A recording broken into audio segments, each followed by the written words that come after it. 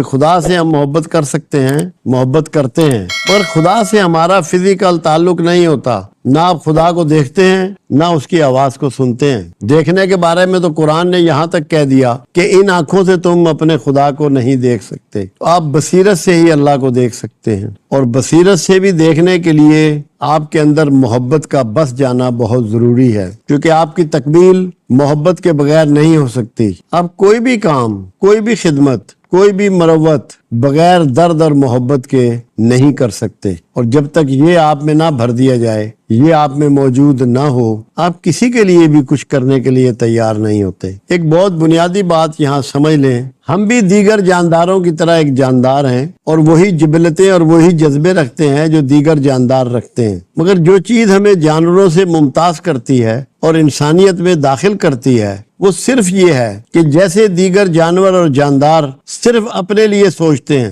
مگر جب ہم انسان بننا چاہتے ہیں تو ہم دوسروں کے لیے سوچنا اور بہتری کرنا شروع کر دیتے ہیں۔ ہماری ڈیلیوری دوسری مخلوق کے لیے جاری ہو جاتی ہے، اور جب تک ہم دوسروں کے لیے کچھ کرنا شروع نہ کریں، کوئی ڈیلیوری شروع نہ کریں، ہمیں محبت کرنی نہیں آتی۔ یہ ایک اصول ہے، اس کے بغیر جب تک آپ میں محبت عود کرنا آئے، آپ اپنے پروردگار سے بھی محبت نہیں کر سکتے۔ حضرت علی کرم اللہ وجہہ رضی اللہ تعالیٰ عنہ سے پوچھا گیا کہ علی، خدا کے ملنے کی جگہ بتا سکتے ہو؟ اللہ کو ملنے کا پتہ بتا سکتے ہو؟ فرمایا جی بتا سکتا ہوں۔ اللہ کو ٹوٹے ہوئے دلوں میں تلاش کرو، اللہ کو دکھی دلوں میں تلاش کرو۔ تو جب آپ دکھی دل پر پھایا رکھتے ہیں، اس کا مداوع کرتے ہیں، اس کی ریمیڈی کرتے ہیں، اس کے دکھ میں اس سے کاندھا جوڑ دیتے ہیں، تو پھر آپ کو اللہ بھی وہیں مل جاتا ہے، آپ پاتے ہیں اللہ کو وہیں پر۔ حدیث قدسی ہے کہ اللہ فرماتا ہے کہ میں بیمار ہوا، کیا تو میری عیادت کو میری تیمارداری کے لیے آیا؟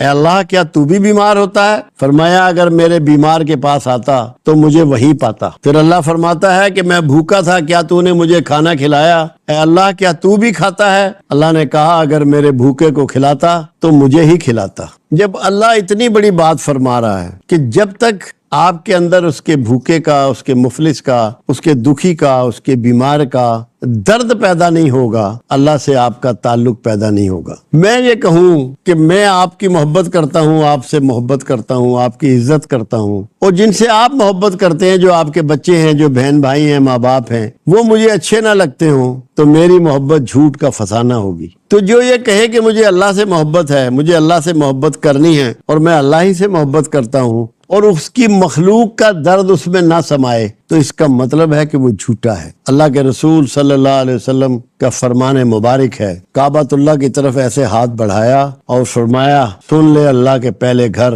مجھے تیری حرمت سے ایک انسانی جان کی حرمت زیادہ عزیز۔ جب سوچ کا لیول یہاں پہنچ جائے اور اس کی مخلوق سے محبت اتنی بڑھ جائے، پھر یہ ممکن ہے کہ آپ کی اللہ سے ملاقات ہو، یا آپ کا تعلق اللہ سے تعلق خاص بن جائے، اور آپ اس کے انعام یافتہ لوگوں میں ہو جائیں۔ قرآن کہتا ہے کہ جس نے ایک انسان کو قتل کیا اس نے پوری انسانیت کو قتل کیا، اور قرآن کہتا ہے کہ جس نے ایک انسان کی جان بچائی اس نے پوری انسانیت کا تحفظ کیا۔ یہ وہ کلیے ہیں، یہ وہ قاعدے ہیں جس کی وجہ سے جب یہ لوگ خدمت کرتے ہیں تو وہ محبت ان کے اندر پیدا ہوتی ہے، جس کو پروردگار عالم ریکگنائز کرتا ہے، قبول کرتا ہے، اور پھر آپ کو ایک بہتر انسان بناتا ہے، انعام یافتہ انسان بناتا ہے، اور اللہ بھی پھر آپ سے محبت کرنی شروع کر دیتا ہے۔ اب آپ دیکھیے ماں باپ کے لیے قرآن کیا کہتا ہے، جب دونوں میں سے ایک یا دونوں بڑھاپے کو پہنچ جائیں تو تم نے انہیں گھور کر بھی نہیں دیکھنا، انہیں اف بھی نہیں کہنا، انہیں جھڑکنا نہیں ہے، ورنہ تمہاری معافی نہیں ہوگی۔ اللہ یہ محبت کے اسلوب اور طریقے آپ کو سکھا رہا ہے، بتا رہا ہے آپ کو کہ اگر مجھ تک آنا چاہتے ہو، مجھ سے تعلق چاہتے ہو، اور یہ دعوے دار ہو کہ ہمیں اللہ سے محبت ہے، تو پھر میری مخلوق کی اس طرح محبت کرو جیسا محبت کرنے کا حق ہے۔ میں اسی طرح محبت پر بات کر رہا تھا تو ایک صاحب کھڑے ہوئے اور انہوں نے ایک سوال کیا کہ ہمیں یہ بتائیں اصلی محبت کون سی ہوتی ہے اور دنیاوی محبت کون سی ہوتی ہے، یعنی کہ عشق حقیقی اور عشق مجازی میں کیا فرق؟ میں نے کہا جس عشق میں، جس محبت میں رقیب پایا جائے وہ عشق مجازی ہے، اور جس میں رقیب نہ پایا جائے وہ عشق حقیقی ہے۔ جیسے کہ اللہ کو اپنے حبیب سے محبت، اللہ نے یہ نہیں چاہا کہ میرے علاوہ اس سے کوئی محبت نہ کرے۔ حقیقی محبت ہے اللہ نے چاہا ساری مخلوق اس سے اتنا ہی پیار کرے جتنا میں کرتا ہوں۔ تو محبت شیئر ہوتی ہے، قریب کرتی ہے، مقرب بناتی ہے، محبوب بناتی ہے، درد دیتی ہے،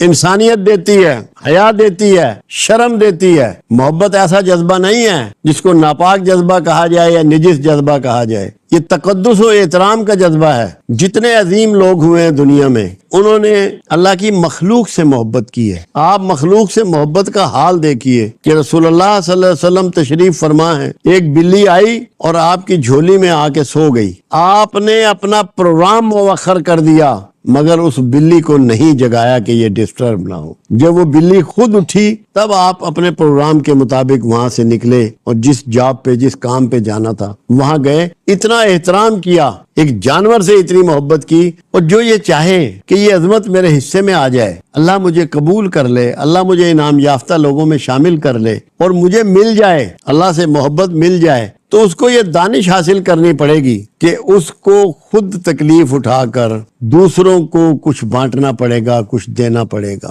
انسانیت میں سب سے بڑا جو مقام ہے، سب سے بڑا جو رتبہ ہے، سب سے بڑا جو عہدہ ہے، وہ لفظ ماں ہے۔ ماں سے بڑا مقام کسی کو میسر نہیں، کسی کو حاصل نہیں۔ عظیم ترین پیغمبر وہ بھی اپنی ماں کی طرف دیکھتے ہیں، اور وجہ کیا ہے؟ ماں سیکریفائز کرتی ہے، قربانی کرنے کا ایک نمونہ ہے، بھوکی رہتی ہے، گیلے میں رہتی ہے، بے آرام رہتی ہے، راتوں کو جاگتی ہے، مگر جس اولاد سے اسے کل کچھ بھی نہیں لینا، اس کی سیوا اور اس کی خدمت پہ جتی ہوئی ہے۔ ماں سب سے زیادہ اللہ سے قریب ہے۔ اسی لیے میرے آقا نے فرمایا، ریکگنائز کر لیا اس انسٹیٹیوشن کو، ماں ایک انسٹیٹیوشن ہے، اس کو ریکگنائز کیا رسول اللہ صلی اللہ علیہ وسلم نے۔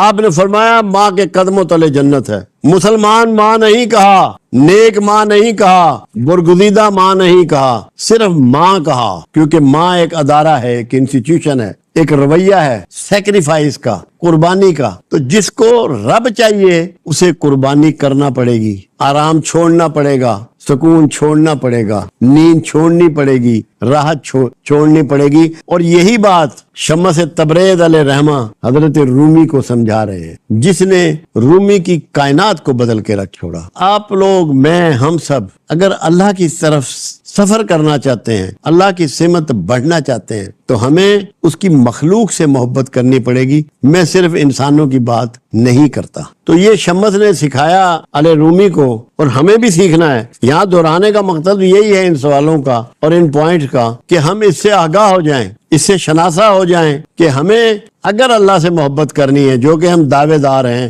اللہ نے قرآن میں ایک بات اور کہی ہے محبت کے حوالے سے، اگر مجھ سے محبت رکھتے ہو تو میرے رسول کی پیروی کرو، میں بھی تم سے محبت شروع کر دوں گا۔ تو جو یہ چاہے کہ میں اللہ سے جا ملوں، اللہ سے میرے تعلق ہو جائیں، اللہ سے میری محبت ہو جائے، وہ ان اصولوں کو اپنائے اور اللہ کے انعام یافتہ لوگوں میں شامل ہو جائے۔ یہ بھی شمس تبریزی کے دو چیزیں نجس بیان کی گئی ہیں اس میں، ایک تعصب اور ایک نفرت۔ بنیادی طور پہ جو آپ کے خیالات کو، آپ کی روح کو، آپ کے نفس کو ناپاک کرتی ہیں، نجس کرتی ہیں، وہ نفرت ہے اور تعصب ہے۔ تعصب اور نفرت دونوں گروہ بندی کی وجہ سے پیدا ہوتے ہیں۔ کچھ چیزیں آپ اپناتے ہیں، آپ سیکھتے ہیں، آپ جانتے ہیں، آپ کرتے ہیں، آپ کے گروہ بن جاتے ہیں۔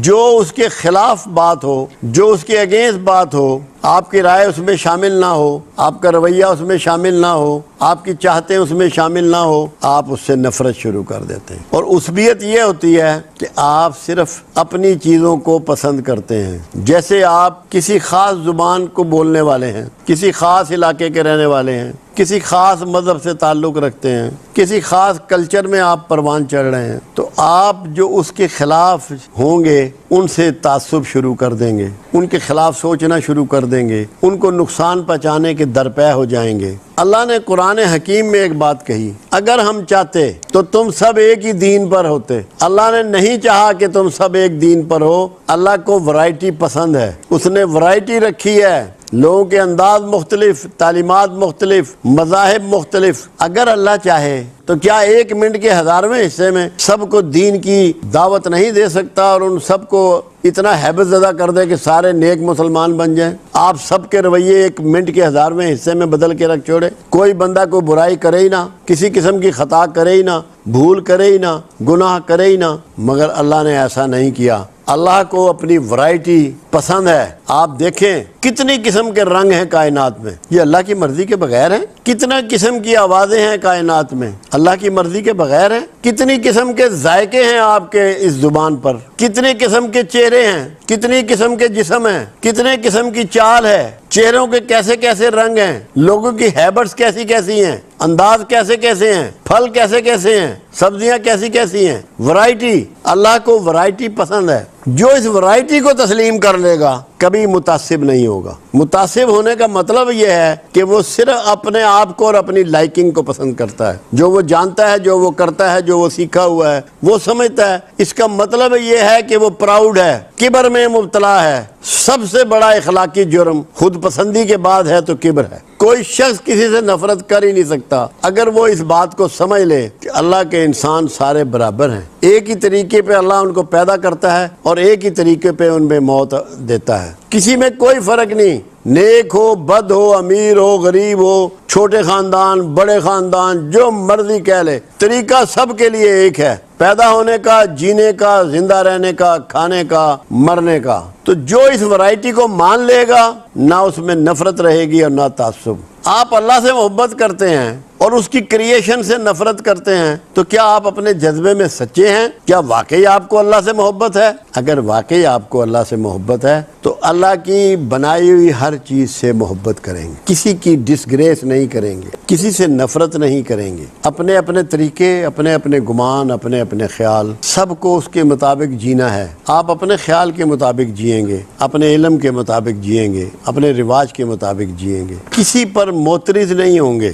مجھ سے کسی نے پوچھا تھا صوفیوں کے تھاٹس کے بارے میں، تو میں نے یہ جواب دیا تھا کہ صوفی کسی پر معترض نہیں ہوتا، کسی سے نفرت نہیں کرتا، بلکہ لوگوں سے کی عزت کرتا ہے اور ان کی محبت کرتا ہے اور ان کی خدمت کرتا ہے۔ یہ یاد رکھنے کی چیز ہے۔ اگر آپ چاہتے ہیں، جیسا کہ رومی کو سکھا رہے ہیں شمس تبریز، کہ آپ کا اندر پاک ہو جائے، اندر ناپاک کس چیز سے ہوتا ہے؟ جس سے شیطان ناپاک ہوا۔ شیطان تو بڑا مقرب تھا، عبادت گزار تھا، سجدہ ریز ہوا کرتا تھا، بہت علم والا تھا، اس کا نام عزازیل تھا، مگر جب وہ مایوس ہوا تو اس کا نام اللہ نے رکھا ابلیس۔ ابلیس کہتے ہیں انتہائی نامراد اور مایوس کو۔ کیوں ایسا ہوا؟ وہ خود پسندی کا شکار ہوا کہ میں آدم سے بہتر ہوں، مجھے تو نے آگ سے بنایا ہے، اس کو تو نے مٹی سے بنایا ہے، میں تیرا مقرب ہوں۔ اس قرب پر بھی کبر کا شکار ہوا۔ تو پہلی برائی کیا ہے؟ خود پسندی، جو شیطان کو ملی، جس کی وجہ سے وہ راندہ درگاہ ہوا۔ دوسری برائی ہے کبر کرنا، اپنے علم پر، اپنی حیثیت پر، اپنے تعلق پر، اپنی عبادت پر۔ یہ وہ غلاظت ہے جو آپ کے اندر گھس جاتی ہے، جس سے آپ ناپاک ہو جاتے ہیں، غلیظ ہو جاتا ہے انسان۔ پھر تعصب کیا کہ آدم کو تو نے خلیفۃ الارض بنا دیا جبکہ یہ مجھے ہونا چاہیے تھا۔ کسی کو جو اللہ کی طرف سے ملے اس پہ ناخوش ہونا، تعصب کرنا، حسد تک کرنے لگ پڑا، اور اسی گھمنڈ میں اللہ سے معافی بھی نہیں مانگی، توبہ بھی نہیں کی، خواہشات پیدا کرنے لگ پڑا، جھوٹ اختیار کر لیا۔ یہ ساری برائیاں ہمارے اندر بدرجہ اتم موجود ہیں۔ جو اپنے آپ کو پاکیزہ کرنا چاہے، جیسا کہ رومی کو شمس تبریز ٹیچ کر رہے ہیں، تو اس کو ایک بنیادی بات ذہن میں رکھنی چاہیے۔ میں اس کی وضاحتیں آپ کو دے رہا ہوں۔ اللہ نے قرآن میں کہا کہ آدم کو ہم نے مٹی سے بنایا۔ آپ سوچئے ذرا، 1 منٹ کے 1000ویں حصے میں سوچئے کہ جو کچھ کائنات میں آپ کو مل رہا ہے وہ کہاں سے آ رہا ہے؟ مٹی سے آ رہا ہے یا کہیں اور سے آ رہا ہے؟ سبزی ہے، پھل ہے، دودھ ہے، کھانے پینے کی میوے ہیں اور سبزیاں ہیں، پھل ہیں اور اناج ہے۔ آپ جو لکڑی گھر بناتے ہیں، ریت ہے، مٹی ہے، سب مٹی سے آ رہا ہے، زمین سے آ رہا ہے۔ اور مٹی کہاں ہوتی ہے؟ آپ کے قدموں تلے، آپ کے قدموں کے نیچے۔ تو جو یہ چاہے کہ میں پاکیزہ کر لوں اپنے آپ کو، وہ باصفت مٹی ہو جائے، ڈیلیور سب کچھ کرے معاشرے کو، رہے عاجزی میں، پیروں میں رہے، وہ سمجھ لے کہ میرا مقام جو ہے وہ پیروں تلے ہیں، میں سب سے عاجز اور کمزور اور نحیف انسان ہوں، مجھے ہر وقت ڈیلیور کرنا ہے، مگر اس کا احساس نہیں کرنا کہ میں دے رہا ہوں، میں کو نکال پھینکنا ہے۔ میرے آقا کی 63 سالہ جو زندگی ہے جس کو معاشرے کے سامنے آپ نے گزارا۔ 63 سال میں ایک مرتبہ بھی میری سرکار نے لفظ میں استعمال نہیں فرمایا، عاجزی کی انتہا کر دی۔ اور جب طائف میں لوگوں نے پریشان کیا اور فرشتوں نے کہا کہ اگر آپ کہیں تو ہم دونوں پہاڑ ملا دیں، طاقت ہونے کے باوجود عاجزی اختیار کی۔ میں گمان کرتا ہوں کہ ان کی اولادیں ایمان لے آئیں گی۔ تو جو شخص یہ چاہے کہ میں پاکیزہ ہو جاؤں، میرا تزکیہ ہو جائے، میری گندگی دور ہو جائے، باہر کی گندگی تو نہانے دھونے سے بھی دور ہو جاتی ہے، اسے عاجزی اختیار کرنی ہے۔ اور جب لوگوں کو دینا شروع کرے تو یہ نہیں سمجھنا کہ میں دے رہا ہوں، یہ پتہ ہونا چاہیے کہ اللہ دے رہا ہے، میرے ہاتھ سے دلوا کے مجھے معزز کر رہا ہے، کیونکہ سخی سے زیادہ کوئی معزز نہیں ہوتا۔ مختلف انداز میں یہ چیزیں سکھائی ہیں شمس تبریز علیہ رحمت نے جلال الدین علیہ رحمہ کو۔ تو پاکیزگی کے بغیر کسی کی بھی کوئی اچیومنٹ نہیں ہو سکتی، کوئی کامیابی نہیں ہو سکتی۔ جو لوگ نجس ہیں اپنی سوچوں میں، اپنے خیالات میں، اپنے رویوں میں، ان سے کوئی پازیٹیو کام نہیں ہو سکتا۔ جو شخص یہ چاہے میں اپنے لیے، عزیز و اقربا کے لیے، اپنی اولاد کے لیے، اپنے ملک و ملت کے لیے، اپنی امت کے لیے اچھے کام کروں، بہتر کام کروں، اچھے انسانوں میں پایا جاؤں، اللہ کا رفیق بن جاؤں، اللہ کا محبوب بن جاؤں، اسے عاجزی اختیار کرنی پڑے گی اور ڈیلیوری شروع کرنی پڑے گی۔ سلطان باہو علیہ رحمہ ایک بہت بڑے ولی اللہ گزرے ہیں، ان کا ایک شعر ہے، جو دم غافل سو دم کافر۔ میں اس کو ایسے سمجھتا ہوں کہ آپ کا جو دن ڈیلیوری سے خالی ہے وہ لمحات کفر ہے۔ چاہے تعلیم دیں، اچھا مشورہ دیں، وقت دیں، پیسہ دیں، سامان دیں، احترام دیں، عزت دیں، پردہ پوشی دیں، کچھ نہ کچھ ڈیلیوری آپ کی ہونی چاہیے۔ جس کی ڈیلیوری نہیں